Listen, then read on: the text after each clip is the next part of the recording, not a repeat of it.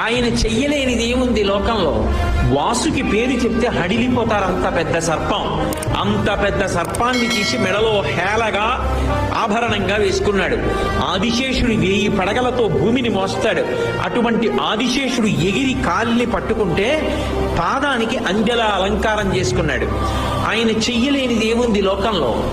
హాలాహలాన్ని చూసి అందరూ భయపడిపోతుంటే ఆయన దగ్గరికి వెళ్ళి బ్రతిమాలేరు.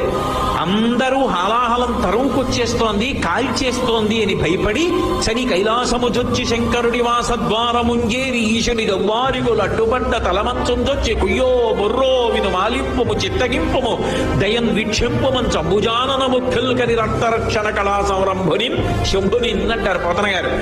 వెళ్ళి కైలాసానికి శంకరా నువ్వు తప్ప మమ్మల్ని ఎవరు కాపాడతారు, స్వామి రక్షించన్నారు అనేటప్పటికి బయటికి వచ్చి హాలాహలాన్ని దేవతల కోసం పుచ్చుకున్నాడు.